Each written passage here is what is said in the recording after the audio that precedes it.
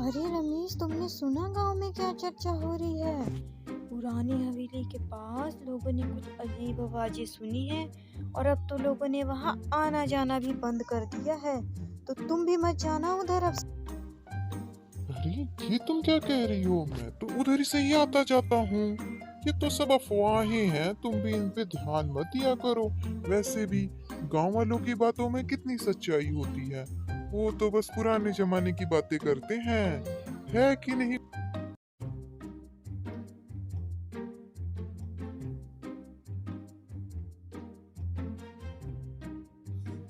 रमेश, क्या तुम भी वही सुन रहे हो जो मैं सुन रहा हूँ? मुकेश कहता है, अरे लेकिन मेरा तो रास्ता ही वही है ना, घर भी उधरी से। लेकिन मुझे समझ में नहीं आया ये हो क्या रहा है। अभी तक तो सब ठीक था, ये अमावस के बाद से शुरू हुआ है।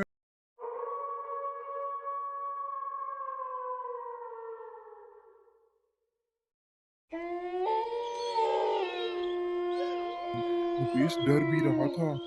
फिर अचानक ही उसे ध्यान में आया, अरे वो पुरानी हवेली तो यहीं पर है ना। मैं बस अब जल्दी यहाँ से निकल जाऊं। बहुत डर रहा था, लेकिन उसने देखा आजू बाजू कोई नहीं था। अब मुकेश भीतर ही भीतर सहमा जा रहा था। अब वो सोच रहा था मैं क्या करूं। तभी वो दौड़ने लगता है, सोचता है कि दौड़कर मैं जल्दी चला जाऊंगा। बस अचानक से उसे किसी की आवाज आती है।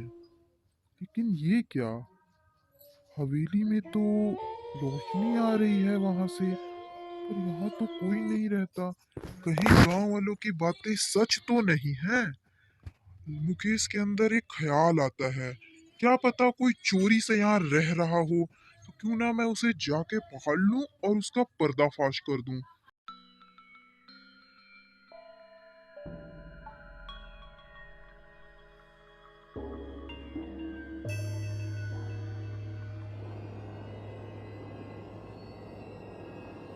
मुकेश सब सोच रहा होता है, तभी उसे किसी की रोने की आवाज आती है। जैसे ही वो पीछे मुड़ के देखता है,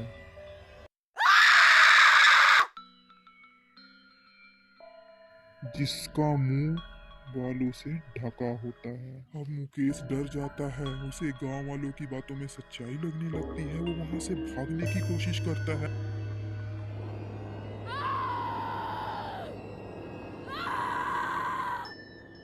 तो वो सीढ़ियों के ऊपर जाता है।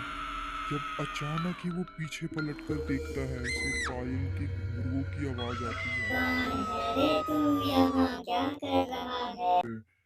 मुकेश देखता है इस हवेली में सचमुच की चुड़ैल। वो भागता है लेकिन भाग नहीं पाता।